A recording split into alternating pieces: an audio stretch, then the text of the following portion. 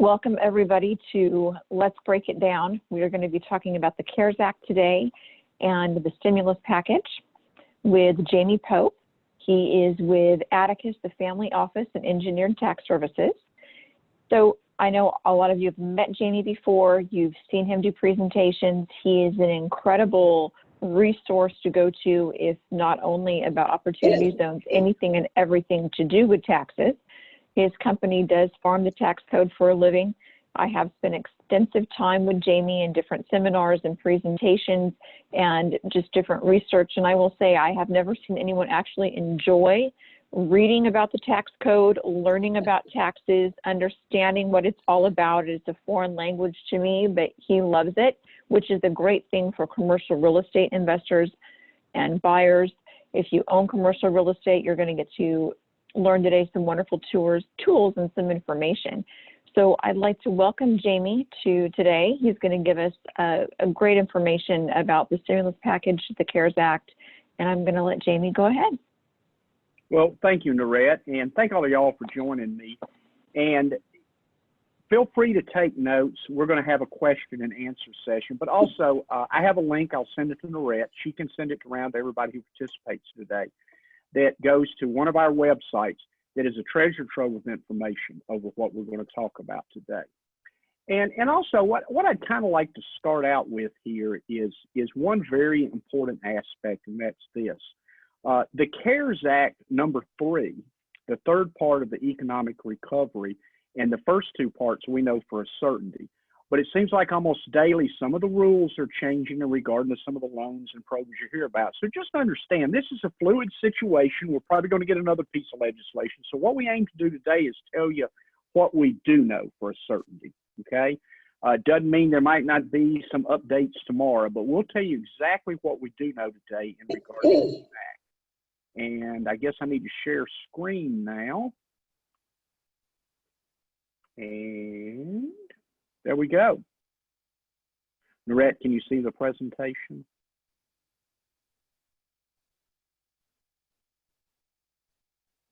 Hello? I can see it and I can hear you. Okay, good, Frecia. How about you, Pam? I don't hear Pam or Norette. Oh, sorry, I had myself It's on mute. okay. Yep. Okay, good. All right, fantastic. Well, thank you all very much. But let's jump right into this. And the first thing I want to impress on everybody is this, is that, and we've talked about this on calls before, CRE is about leadership. And the number one thing that's really needed in America all the time, but especially today, is leadership. You each have very distinct and business careers. You have families. Many of you hold positions of leadership in your local communities also.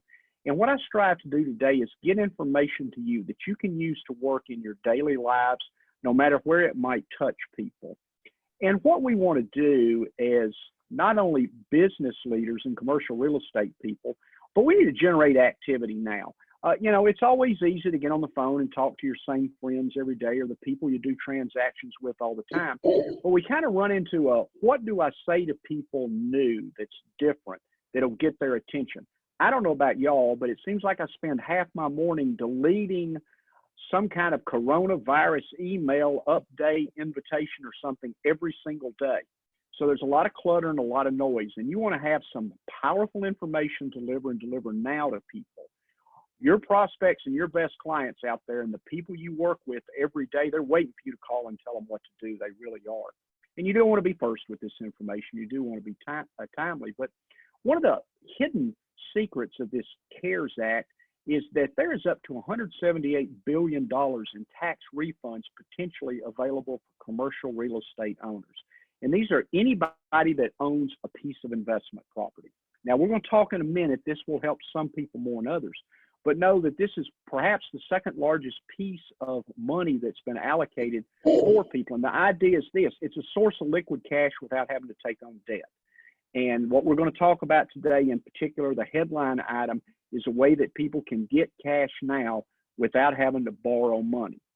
What we wanted to do is obviously stabilize their current buildings.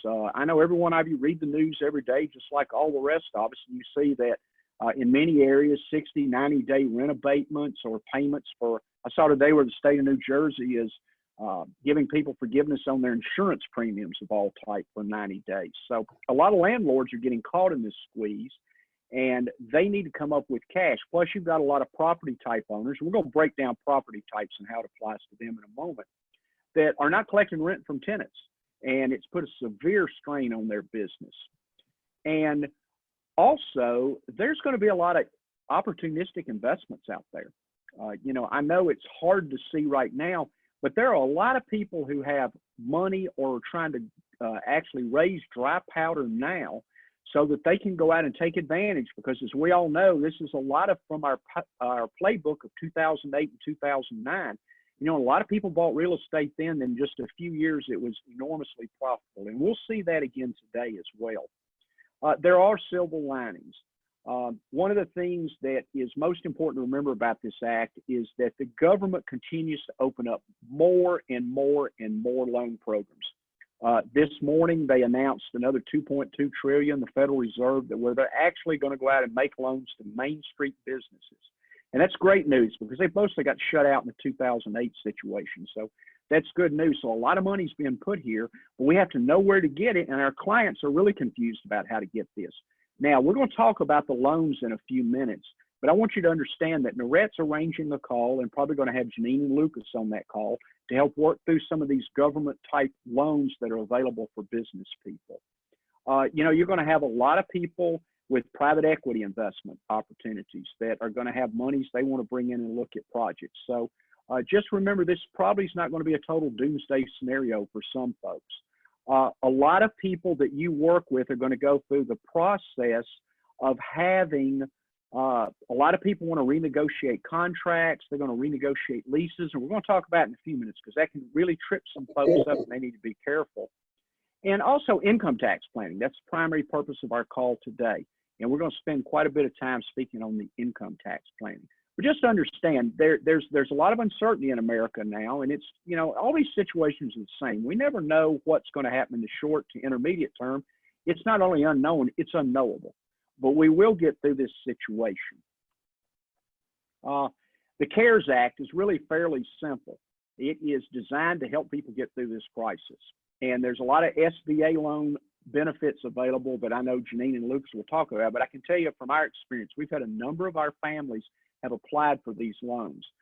Last week, in 2 days, they changed how you calculated the payroll and the information you sent to them 4 times in 2 days. 4 times in 2 days, they changed what they wanted to see, and came out with yet another set of rulings again this morning. So there's a lot of uncertainty. We hear about a lot of loans from the Small Business Administration. They will get that done right, but they're asking a group to basically process literally 10 times more loans than they had last year. So there'll be a lot of moving parts to that. I'm quite sure that if you have questions now, or your clients have questions, you know, you can probably pick up the phone and call Janine or Lucas, either one. And I'm sure, I mean, I've called Janine several times already, and she's been very helpful answering questions for me. The tax changes. Let's talk a little bit about the tax changes. And that's the fact, and we'll talk about it a little bit in a minute, that there was a big change of the tax law in this, but it's a temporary change. And it has to do with what's known as net operating losses. Now, I'm not going to try to make everybody a tax expert like Pam is a tax expert, okay? I'm not going to try to get everybody up to that today. But the point is, if you, for many years in America, if you had a business, and say you had 3 really good years, and then, boy, you had a stinker of a year. I mean, it was terrible. You lost all kinds of money, didn't make any money. Wow. What can I do to try to get some money back from those past profitable years? You could take, those are known as net operating losses. I had a business, I operated this year, and we lost money, okay? So what you could do previously in many years past, you could take those losses and go back to previous profitable years, amend those tax returns, and receive tax refunds on taxes you had paid in previous years to help you through your situation you were in today. That has pretty much been gone for many years. It was pretty much eliminated for all practical purposes with the 2017 Tax Act, but it's back now. We can literally take any losses generated in 2018, 19, and 20. We can take any of those years and go back to the 5 previous years if we have losses now, and offset up to 100% of our income for any year. If it takes 2 or 3 years to do up all the losses we use this year, you can do that. When you do those type of adjustments, you get a tax refund now based on previous taxable income taxes that you've paid. And that is so important. We're going to talk today about the fact of how depreciation, one of the best parts about real estate is you can write the cost of your investment off over time. That's known as depreciation. That's the good news. Kind of the bad news is there's two methods. One of them, you can write off the cost, but it can take up to 40 years to get all those tax savings. It's great to get it, but man, I'd rather have my money now than the government dole it out over the next 40 years. So what you can do with this is you can have what's known as a cost segregation study done. And that's one of the things we do through engineered tax services. And literally what that means is that an engineer takes your building, reconstructs it on paper. I mean, every nut, bolt, screw, aggregate in the concrete, above the floor, below the floor, everything. And if you do that, you can take all those parts and break them into different categories. The government says some of those things in those buildings won't last 40 years. So those items you can deduct quicker, 5 years, 7 years, or 15 years, way better than 40 years. Because of some changes in the tax law, we can take all of that 5, 7, and 15 category now. And anyone who's bought a building in the last 15 years and they still own that building, if they've not used this strategy previously, we can do a report today and go back and catch up all that accelerated depreciation you could have taken and hadn't. And I'm going to show you some examples of that in a minute. And literally those become net operating losses. So you can take a paper loss, depreciation is considered a paper loss, do a study, amend those previous returns, and get tax refunds today. And that's very powerful. I mean, it's a way that people can take something on their balance sheet, change the way the accounting's done, all allowed by the IRS, has been for many years, and turn it into cash today. That is going to be huge with your commercial clients. And we'll go over some examples in a few moments, and then by property tax type. There's some interest limitations have been lifted. A part of the 2017 Tax Act, that if you had over 35 million of gross income, you were limited in the interest you could take. That amount's been raised and actually lasts for several years. That'll be a good point that a lot of your commercial real estate owners will have. 35 million in revenues, pretty good sized project. So a lot of your folks are not having to face that, but just know that's available. Charitable deduction limits, we won't really talk about that today, but a couple of things I want you to know, and I'm going to have Pam, before we're finished, to kind of chime in on these individual tax benefits. But they have suspended the IRA withdrawal rules for the next 3 years. You can take out up to $100,000 of a retirement account. You have 3 years to put the money back. If you don't put the money back, then you pay the taxes then, and they'll let you pay the taxes over several years. But they're charging no penalties on that, and they're charging no taxes today. And, you know, a lot of people may be in that situation on a personal level. Like I said, a lot of your leaders in your community and in your families and other people that you know. And there's a lot of folks that are going to be out there hurting for money. And this is a great way for some people to tap their retirement. We don't ever want to tap our retirement savings, but it is kind of a lifeboat. Most of us in America, if we save money, we save it through payroll deduction, through our checks and 401k plans, or we have IRAs. So it's very important to know that. Also, they've extended the tax payment due dates, and that's important as well. Many people on this call are make quarterly tax payments, and they've extended the dates on your tax filings for this year and also your tax payments for this year. So that can help with some folks with some cash flow today. And Pam, did you want to say anything about those at this time? No, Jamie, I think you captured it all. The only thing I wanted to add on into trying to take out some of your retirement money over the next few years is you want to make sure that you can document that you are taking a loan against your money because of the COVID-19. Now, I have yet to see how the tax code is going to flow that out for tax preparers to check that. But I had figured I'd let you all know to just kind of be prepared. That's usually you have to provide some sort of evidential proof of whether you're dealing with a financial hardship or if you're supporting someone who's recovering from COVID-19. That's the only thing. That's it. Thank you, Jamie. Oh, no, thank you. And there's some other financial assistance. There's some tax credits if you're making a payroll that you can tap right away that'll help offset some of the money that you're using for payroll, different than the payroll protection loans that we're hearing so much about today. So again, today the Federal Reserve said another 2.2 trillion of direct lending into the economy. So this is ever changing every day, and the website link Norette's going to send you, we update that several times a day with any and everything new that we find. So it's very much a living, breathing document that you can use as a resource. So let's talk about cash now. And that's what I talked about a moment ago with the depreciation. Because they're trying to get money out to people in as many ways as possible, they're giving some of the most generous tax benefits since the 1986 Tax Act was passed. And we've not seen some of these benefits since then. And basically, we can take the depreciation or the paper loss aspect of real estate and go back and offset up to 100% of our income over the past 5 years. And that's very powerful because that's a source of cash now for people. And Pam's the expert on this, but I'll kind of tell you quickly, if you amend a tax return, what happens is, like, we do a cost segregation study and give you the form you take to your accountant. Then your accountant goes and he amends your tax return. If she amends your tax return, the IRS basically has like 90 days to say one way or the other what they're going to do. And I believe they're going to really push this money out. We have a lot of people all the time that amend returns, and it's not that big a deal. It's really not. We have people that do, we work with people every day that do these. And so it's nothing for people to be afraid of or think, oh my goodness, the IRS is going to. So it's a great way to get cash now. And we do generate those operating losses by the depreciation method. So what we do is we do the study breaks everything down. And in order for you to find out what may be in it for you, we don't even charge you for that portion. We do a no cost benefit analysis. We'll tell any property owner or review their portfolios and tell them what we believe is available there for them, what that will mean on a dollars and cents basis. Then they can make a business decision if they want to go ahead or not.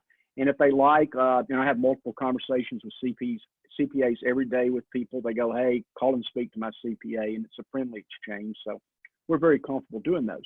This is the best way you can get money to people that are in your various markets right now. There's no question. The thing is, you only got 120 days from April 1st to claim these benefits. That's very important. And a study can take, and we've got some, I've brought a lot of additional resources on, and we can do some expedited studies, but a study can take anywhere from 2 to 5 weeks to complete. Then your CPA has to amend the return.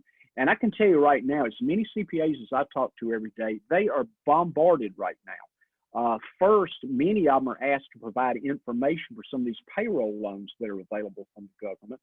And second, remember, they extended the tax deadline past April 15th, but they didn't do away with the tax deadline.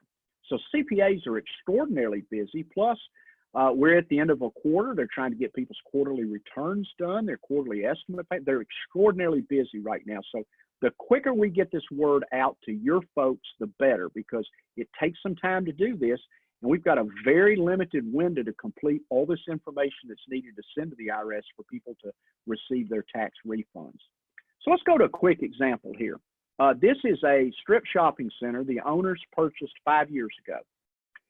And we performed a study on this property, separated all the different property out, and here's what we found. They had catch-up accelerated depreciation they could claim today of $1.6 million. Now, they're in a combined 40% federal and state tax bracket. So that deduction, after they go back and amend their returns, because up until this year, they've been very profitable for a long time, is going to generate, they'll save 40% of that we found. So they're going to have roughly about a $650,000 tax refund coming their way. Now, they have other properties. This is not their only property. We began with this one. So literally, that's how much. Think of a guy or gal that owns a strip shopping center. If they bought it last year, if they bought it in the last few years, they literally could have that kind of tax savings available for them. Not a loan. That's a tax refund. That's cash. Otherwise, what they basically would have done here is kept on going like they do year after year after year, and they would have had about a $46,000 tax savings. So what would you rather have today? Another $46,000 tax savings or $650,000? And that's the power of what we can do with these temporary but important changes. This is a hotel in Memphis, Tennessee. It was $58 million construction. It was a little over 5 years ago now. It was about 6 years ago now. And they had not taken the accelerated depreciation. We came in and took a look at what they were doing, did an estimate of how much they were eligible to accelerate and take now. It turned out that they had about $17.4 million of depreciation they could take now. In their tax bracket, they are going to amend returns, and they're going to be able to receive $4.4 million now in tax refunds. Now, think about a hotel in any market. They have an occupancy rate of 10% or less probably currently. Spoke to them the other day, and they're at about 10. It's at best. So this $4.4 million is going to make a major difference in their business model. And all we did was performed a cost segregation study, provided the accountant to the CPA. Their CPA in Memphis is amending those returns for them, and they're going to probably in about 90 days receive $4.4 million in tax refunds. That's how powerful this can be. I'm going to pause there. I covered a lot, and just see if anyone had any questions about those examples I went to before I go to kind of talking about specific categories. Now it's a lot of information to throw at people, particularly at lunchtime. So the idea is that some properties benefit more than others, but all properties have tremendous benefit. We saw a retail and a lodging example in those previous two slides. Jamie, Yes, there you go. do you have, does this apply to older buildings or just newer buildings? Generally, Freesia, regardless of when the building was constructed, it depends on when it was purchased. Oh, okay. Each time you purchase a building, you have a new cost basis. So you could have a 50-year-old building you bought 2 years ago, and yes, you can depreciate it no different than if it was constructed 2 years ago. Okay. Let's talk about some property types. Right now, if you look at what's going on in the commercial real estate world, the people who probably need help the most right now, not that everybody doesn't, I mean, let me make that caveat right off the bat. There are a lot of people out there, and let's think about, just logically think through this, okay? Multifamily in California is very expensive. We all know that. We see these buildings trading for 2 or 3% cap rates, meaning they're making 2 or 3% cash flow, and hopefully they get some upside. But these things are, when it's a low capitalization rate, it means you're selling at a really high price. And so we see that all the time in California. These multifamilies, I'm not saying all of them are this way, but many of them are able to pay those high rates because we've had low interest rates and it's been easy to borrow money. So there's a lot of people with a lot of debt out there that own these buildings, and now they've got tenants that aren't paying rent. And there's some, we'll talk about some loan abatement programs and other strategies here in a moment, but the idea is those folks, many times, if they've not applied this strategy, have a lot of cash they can put their hands on right now through this.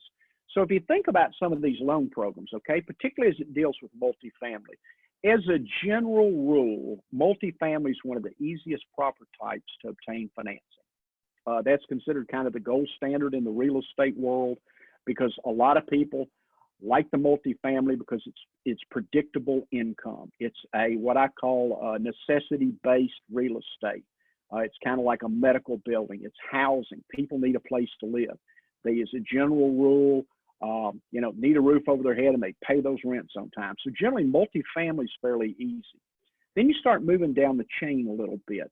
And let's talk about retail. And I don't know when retail is going to come back. It will come back one day. We don't know how it's going to come back. Every time we have one of these significant events, generally themes that were already in place accelerate. And as you all know, we've seen a lot of retailers file bankruptcy over the last couple of years. Will that trend continue? I don't know. Will Macy's ever reopen? Who knows? I know America's going to be okay, but it's going to be okay with some less players. But retail is another area. You saw the example in that strip center. Not only are businesses closed and some of them have cash they can pay the rent, but many of them are not paying rent. And so those landlords are very pressed right now. And retail can be very difficult in this environment to borrow against.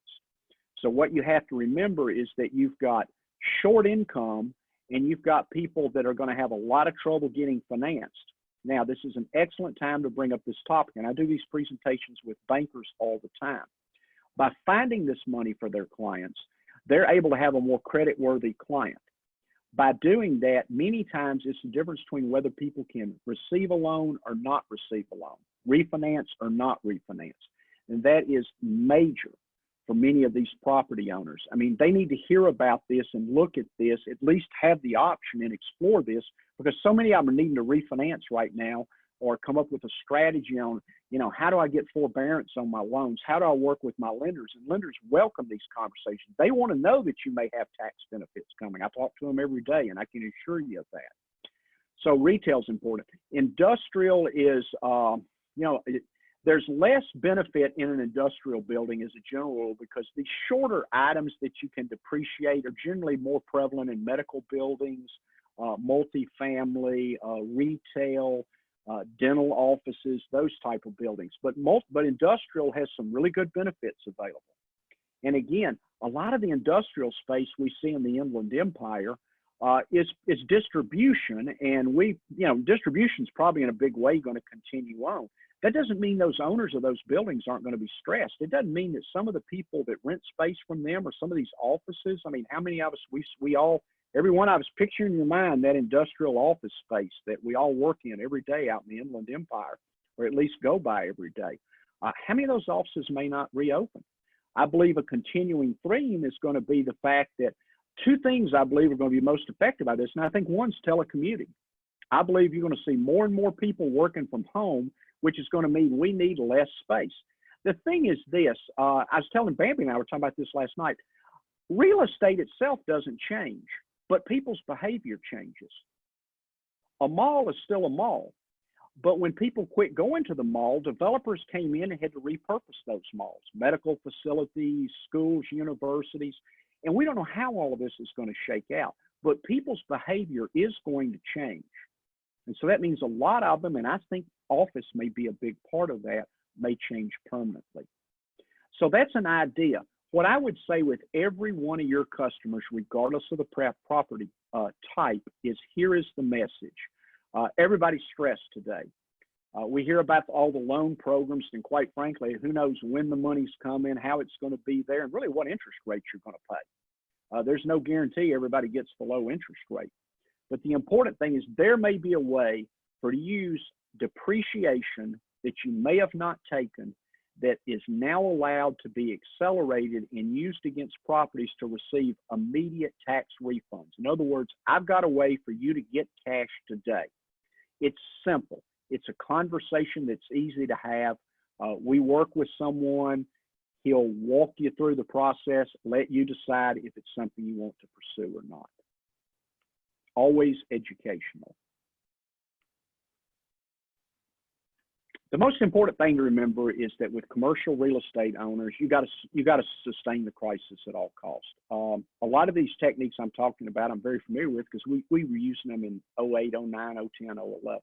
This is a lot from the last financial crisis playbook because not as generous as they are today, but there for a couple of years there were some benefits similar to what we're speaking of today. But you have to survive, and the way you survive is with cash. Cash is king when you get in these situations, whether it's loans, whether it's tax refunds, whether it's tax credits, whether it's abatements or forbearances, cash is king.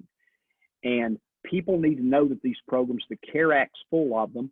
These webinars that we do, we drill down a little deeper depending on the group. So if you had a banker that you wanted to bring on and they had some clients they wanted to bring on, or a commercial real estate brokers that you wanted to bring on, I have a specific presentation just for those groups, and it drills down deeper for them. But just understand that a lot of people are confused right now. They They know there's loans out there. They don't know how to get them. They see the turmoil. This is an easy conversation for them to have cash now. Let's talk about banks for just a minute. I was a banker for 10 years, so I think I have license to talk about bankers. And bankers can be very difficult to deal with. Right now, out of the about 100 families we've had that applied for this payroll protection loan, it's been extraordinarily difficult. Banks have literally, some of them have, Bank of America basically is just making loans right now for these payroll protection programs because they're not set up to make thousands of loans each and every month. So their systems are overwhelmed. That's their system that's overwhelmed. The good news, this is not 2008. The banks are much stronger financially than they were then. The Federal Reserve has already stepped in and made some amazing amounts of money available, and they continue on a daily basis that they didn't in the last financial crisis. So not only are banks better shape, the Federal Reserve learned some of the mistakes they made last time, and they worked very hard early on to rectify those. So people should feel confident in the banks and the strength that they have. It's going to be tough getting loans. The problem is it's just the system is overwhelmed right now. And let's just, there's more is going to be revealed later. Again, like I said, they announced $2.2 trillion this morning, and it's going to go for Main Street loans. We don't know what that is, but I'll keep you updated. You keep going back to that website, or we may have a couple of follow-up emails. I've been sending a lot of those out as we get new information, and you can read those and act accordingly. Here's something I really want you to think about, because this is very, very important. And the CARES Act brings this up, but it's something that's real for a lot of people. A lot of your building owners, or a lot of people that you work with that are small business owners, have what's called business interruption insurance. And it basically means if some action, and it's named in the policy, happens, my insurance policy is going to kick in and pay me money to meet my overhead. Well, obviously my business closed down by a state government or a federal order is a big business interruption. So one of the law firms we work very closely with, they performed significant amounts of work during Hurricane Katrina and the BP oil spill down on the Gulf. And so these business interruption claims, a lot of people had those policies, and so they went to file, and what the insurance company did, they denied every claim immediately. They immediately denied claims and said, you know, here's why we're not paying, you take us to court. So then when they would get to court on these, they attacked the business owners, the insurance companies did. They came in and they looked at every piece of correspondence they had. You know, they interviewed as many people as possible, saying, well, you know, you might have closed too early because you had this insurance instead of spending all your savings and, you know, running through every dollar you ever accumulated to keep this business open and stuff. So it was very difficult. What these attorneys have suggested, we tell everyone we come in contact with is this.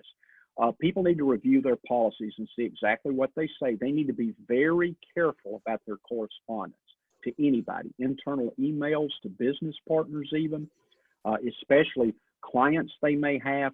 They need to be very careful with these, because already they have seen letters from 2 major insurance carriers that have laid out their strategy for denying claims over the coronavirus because they know they're coming.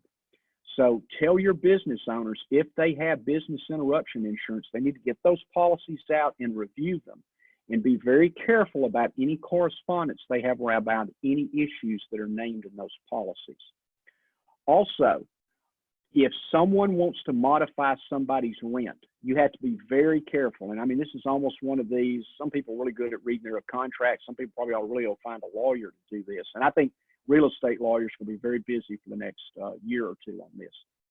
If you modify a contract, sometimes in the language of your own contract, if it's not done in writing or other notifications, it can void your entire contract with the tenant. So you have to be very careful in how you, I know a lot of people like to rush it. I've had several folks that I work with very closely that own apartment buildings, and they immediately had clients saying, I'm not going to pay next month, and it was the second week of March, you know, and they already knew they weren't going to be able to pay the rent. And I'm not saying they couldn't, because that might very well that they had some severe hardships. But the point is, they had to be very careful in how they responded back to those folks. And it was their attorneys and attorneys I've spoke with that actually have worked with this over the last couple of weeks. that said, if you're going to make a rent modification, you really need to get your contract out and read it, because many times there are different covenants in there or languages or steps you need to take to modify that. So just remember, be very careful if people have business interruption insurance, and extremely careful if they extend loan terms. The CARES Act, and where it ties into the CARES Act, has some built-in mechanisms there of some loan forgiveness, particularly if they have FHA-backed mortgages on multifamily and others. But even in those, and one of my clients runs a really big bank's FHA multifamily lending portfolio in Southern California. And he said that's the first thing they're doing is when people are calling for abatements, they're saying, send us your contract right off the bat. Let's read that first before we even delve into this. So just know those are issues. And if you have someone that brings up any of those questions, or you're just in general conversation, be very careful on their business interruption and extending any type of claims. In other words, call your lawyers, probably the best advice. How can we help you? Well, there's a lot of ways we can help you, and I can help you. Obviously, I know everybody on this call and all the people at CRE, and CRE's one of my favorite organizations that I associate with, and I'm always available for any CRE member to call me or reach out by email. I'll move you to the top of the list. Maybe not as high up as Norette is, but pretty close to the top of the list. But I'm just kidding. But the thing is that the first thing I want to do is everybody is we don't want to put square pegs in round holes. Okay, we don't want to do that. I do a no-call consultation with anybody right off the bat. I have a questionnaire. I ask them some questions. Then I review that and see what some of their initial options may be. On the real estate side, like I said, I'll do a no obligation, no cost benefit analysis. That way they can know what's in it for them and potentially the benefits they might be able to receive before they make a business decision to go forward or not. In addition to that, they have many other questions, maybe around loans or other tax issues. There's a lot of tax issues I just don't have time to get into today. We'd be here all afternoon. I know you don't want to talk tax all afternoon. I would talk tax all afternoon, but I know you don't want to listen to tax all afternoon, okay? And so with those type situations, we'll identify some possibilities. If people want to move forward, we have engagements where, depending on how much advice they do or don't, they can engage us to do that work. But remember this, we're going to send you a link. It's to our website. It's full of great information. It's updated daily. And I send out emails periodically as well on changes that might have been made. And if you have any questions, don't hesitate to call. If you have a client that you believe could be a benefit from anything in the CARES Act, anything we've talked about, or what you may see in the press or read about on your own or attend other webinars, feel free to reach out. I'm happy to have a no obligation call with everyone. And we have plenty of time for questions. I believe we're right about where we wanted to be. So who has questions, or if I just totally put everyone to sleep? I have a question, Jamie. Yes. I'm a sole proprietor, of course. I understand that I can apply for a PPP, and does that mean I can pay myself as the sole employee? That's a great question, Frecia.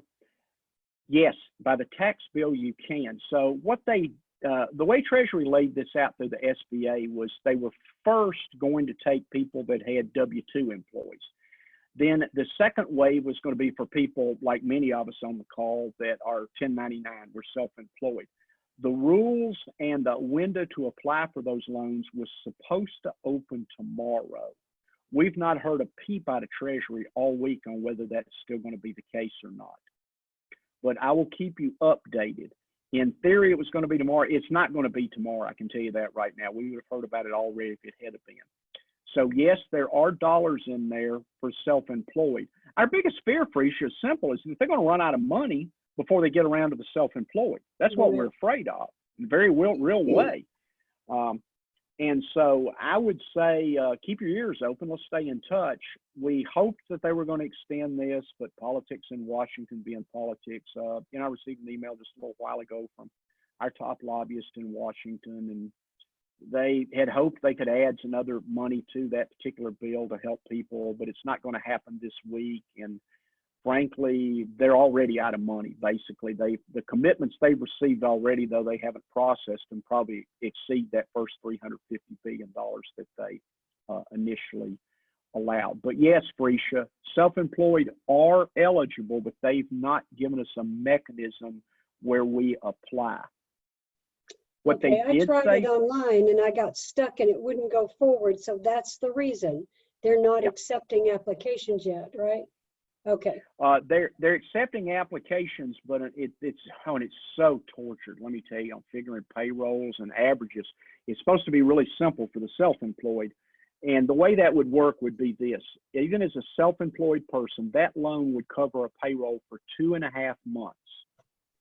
In that 2.5 months, you would be allowed to pay yourself 100% of your salary, or an amount up to what would be annualized $99,000 a year. So that's about what, $7,600 a month. So if you're paying yourself over $100,000 a year, you can get $7,600 a month for 2.5 months loan, or about $20,000. The beauty of those loans is that they are forgivable if 75% of the money goes to payroll. The other 25% can be forgivable if they go like to your office rent and a few of those other expenses. And the way the loans work is this: if you receive the loan, it can cover the payroll for 2.5 months. Your payments are delayed for 6 months. Then at the end of 6 months, the loan kicks in and you have amortized payments over 3 years for whatever amount you've taken. At the end of 12 months, though, you can apply to have that loan forgiven. And if you've met the rules, you can have the loan 100% forgiven. So in essence, you can borrow the money to make your payroll or pay yourself. And if you follow the rules, at the end of 1 year, it's all forgiven. So the loan morphs into a grant.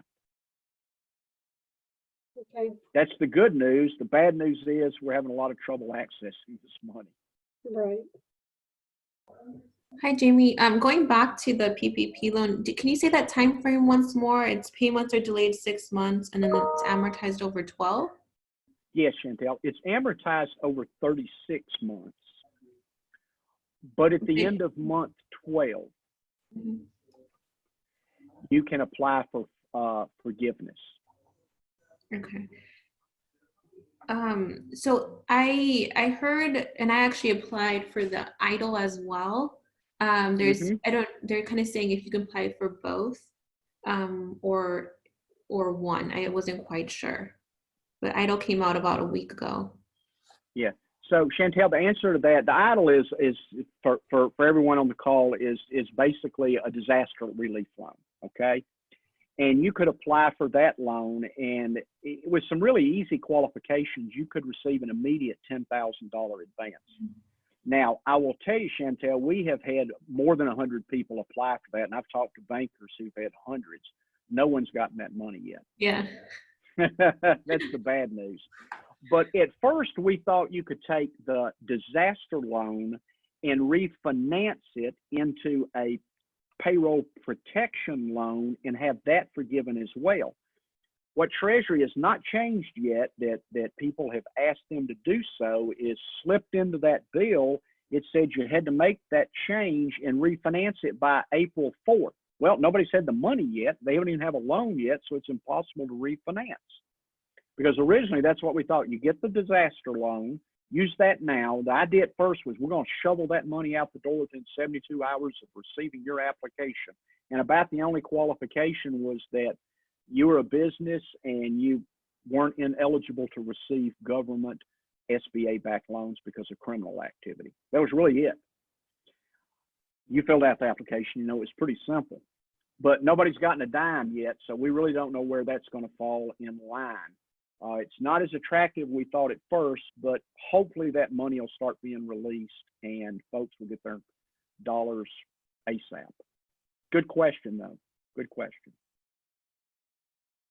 And by the way, if go online and apply for the EIDL loan, everybody. If you're Frecia, for goodness sakes, yeah, in your case, it's EIDL. It's an economic something disaster loan, and I forget what the I. Chantel, you may remember what the I stands for. I don't.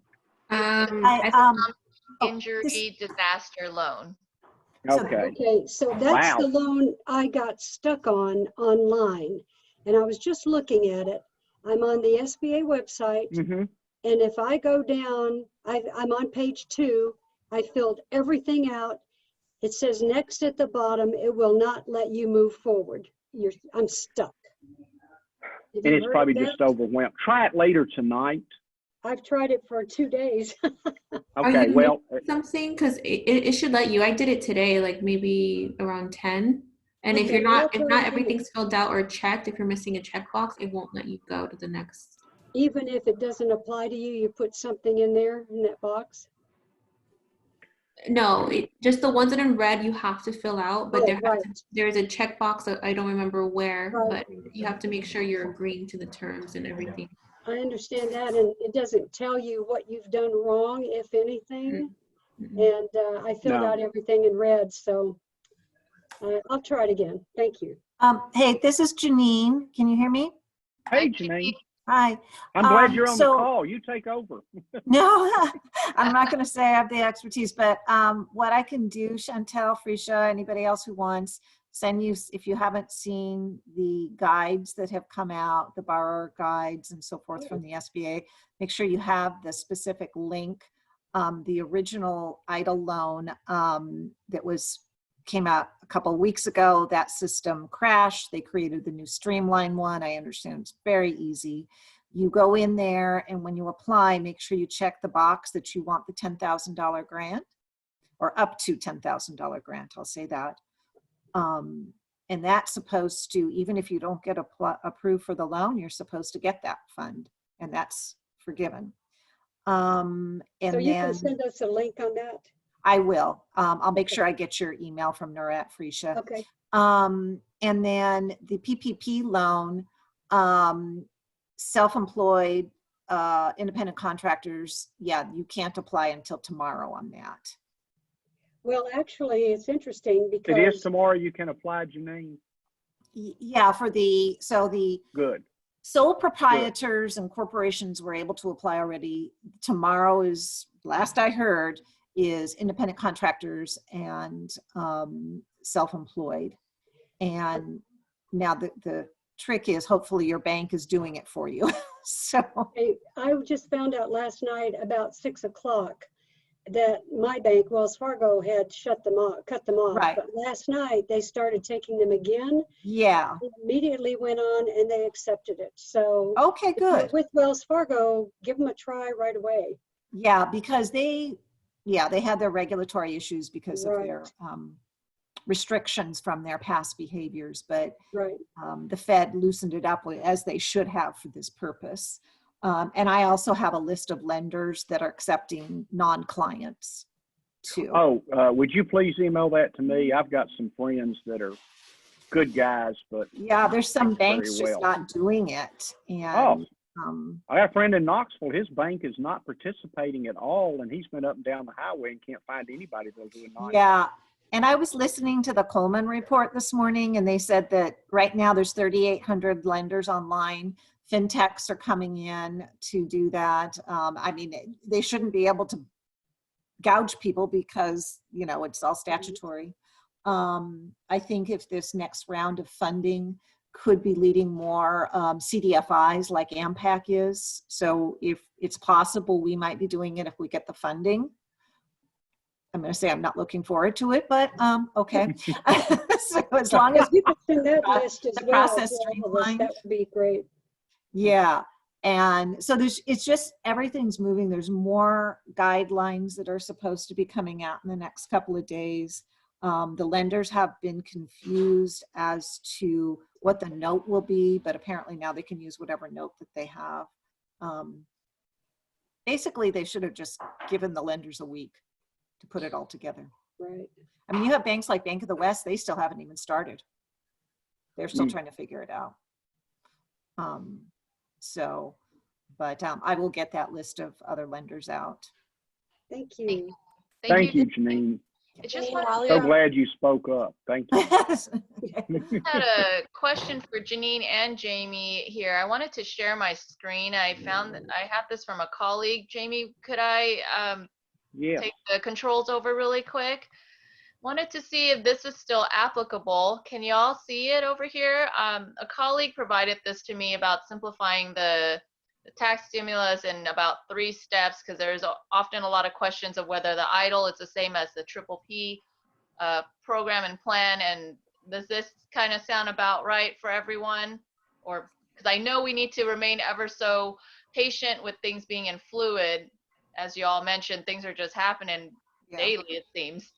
So that link for COVID-19 relief, yes, that's where you go for the streamline application to claim to apply for EIDL, and make sure you request the advance of up to 10,000. If you can apply for both the EIDL and PPP, they just can't be for the same purpose. So if you apply for PPP for payroll, don't have the same purpose for EIDL. So That is a great point. Thank you. Mm-hmm. Thank you. Okay. So use EIDL for other things like, that are impacting in your business. So. Janine, And that link I'm going to send around to everyone. It has some links on there where you can go and apply. If Janine I would encourage everyone to work with Janine if you have questions or whatnot. We have some resources on there, but unless Janine says no, I'd much rather you call Janine. She's the expert. Trying to be. Janine, I have a question. This is Emily. Can you guys hear me? Mm-hmm. So the information that you had sent over to our board probably about 2.5 weeks ago or so, 3 weeks ago, when everything really started blowing up, I had gotten that over to AEW Capital Management just to let them know that they can, get that out to their tenants that are having issues and requiring disaster relief. On our call this week, they had brought up, and Jamie, you might be able to speak to this as well. Apparently there was a certain date that has passed since then that they were asking me, was that information then outdated? Or so you guys are the experts. Yeah, some of the guides we got early on, like do you have some wrong information in terms of what, say, the PPP, the interest rate will be if they're not forgiven? And I haven't seen new ones come out. So like some of it said 4%, some of it said 0.5%. What they finally settled on was 1%, but I haven't seen any new documentation coming out on that. Right. And I can't remember when I sent you and where that was. I'm quite certain it was after the CARES Act was passed. So if it was after March 20th. So this was on the 17th of March. Oh, okay. All right. So I don't know if maybe those were, and to be honest with you, the call that I was on, I said, I'm going to need to get back to you. I don't have all of the answers. I was just, kind of being the liaison. Yeah. These little, retail tenants should be doing all of these PPPs and EIDLs. They should definitely be doing that. Think about what $10,000 could do for a little restaurant or a nail salon or something. That could be a lot of help to them. Right. So they should all be Janine, doing that. Did they not originally have, was it last 2 Fridays ago or last Friday? Wasn't that the original you had to apply for the EIDL loan by then, but they relaxed that? Is that correct? No, that's going to be open. And you can see the EIDL is open until the end of the year because some people aren't impacted yet. They haven't seen their impact. And that PPP might have been what June. Emily, no, go ahead. I'm sorry. Go ahead. Yeah, PPP is June. So. Okay. Yeah, there's a lot of confusion, Emily. It's we've heard all kinds of answers around. That's why I say Janine will know the right answer. Yeah, and believe me, there's things moving every day. Like I said, we're expecting, what I'm hearing is a lot more guidance coming out in the next couple of days on there. And, we're hoping more money is going to be fed into it as well. More lenders coming online to help. Some of these lenders are like, well, we don't want to look at anything unless the loan is 100,000 or more, because it's just not worth their time. So, wow. Yeah. And so there's got to be somebody to pick up. And then, the small business development centers, they were in the women's business centers, like there's the Inland Empire Women's Business Centers, they were all given funds to help business owners figure all this out, and they are helping them determine which program is going to be better for them. Because sometimes for somebody with their, they're an independent contractor or something, they're basing it on, you don't have payroll records. So they're basing it on your final net income, and maybe it's better to use the idle instead of the PPP. Maybe you're going to get more through that, and they're helping them determine that. So that's all a free resource at the Small Business Development Centers. They can only meet virtually right now, but they're a great resource as well. Fantastic information, you guys. Janine and Jamie, thank you very much. Do we have any more questions for Jamie or anyone else in the group? Yes, so the you mentioned, Jamie, there's basically a questionnaire that you have for anybody who wants to, you said something like a pre-benefit analysis. Right. Yeah. So are you going to be sending out that questionnaire, or is that something that we would put them in contact with you to get? Put them in contact with me, because when I talk to some people, I need 3 questions answered. Some of them I need 9 questions answered. It just depends Okay. on the property type and what they have. But yeah, feel free to reach out, Emily, anytime. Okay, thank you. Any further questions before we wrap this up, you guys? I want to thank Jamie very much for the time today and for sharing this great information. It is something that you can have a conversation with your clients about right now that is not doom and gloom. It's actually something positive. You can hopefully, get some funds available for them and get them out there looking at some product and some new properties, which is really good. Please, Jamie says this all the time. I say it all the time. We don't care why you call us, just call us, because we will find a reason and a way for you guys to make some money. That's how it works. Thank you for being part of the CRE chapter. Thank you for your support to CRE Inland Empire, Jamie. We really appreciate that. And Pam is going to give us an update on some more programs we have coming your way. We have some great resources and tools that a lot of our sponsors are putting out there right now for us, and that a lot of our members are coming to us with. So we're going to continue to have our Tuesday morning coffee break meetings. We're going to be having more of these online Zoom meetings. We have a great panel meeting coming up. We have a great meeting with our communications director coming up about information, and I will let Pam tell you guys all about those. So Pam has been our communications director.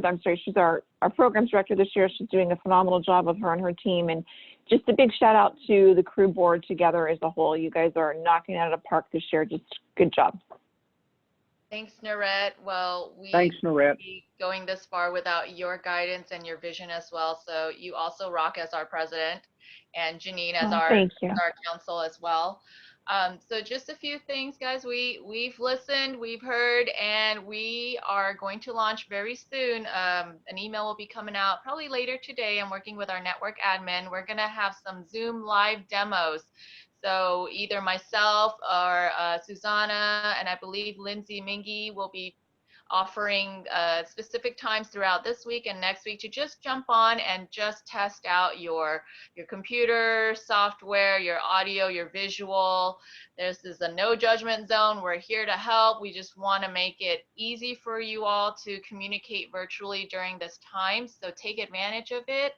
It's free. And if the times don't work for you, just shoot us an email. We'll work around your schedule. I'm very excited to share that on April 16th. Hopefully, we're crossing fingers. We still have a couple people that Norette and I are working to nail down. We're going to have a panel, a COVID-19 impacts to the commercial real estate industry panel. We're hoping to bring in some really big players in the industry here. So stay tuned for our newsletter when we bring it out, okay? Other than that, we have, oh yes, you mentioned our Director of Communications, Robin. She's hosting a social media basics class. That's next Tuesday. And I think we all can learn a thing or two to always improve our branding and our online presence during this time. So that's it. I'll kick it back to you, Norette. Thank you, Pam. everyone, thank you for attending today. I hope this information really has been beneficial for you in your business. Everybody stay safe, stay home, and know that we are going to be back out there working like normal people every day coming up here really soon. So there's light at the end of the tunnel. Just keep positive. You guys, thank you so much. Have a great day. Thank you. Bye. Thank you. Bye-bye.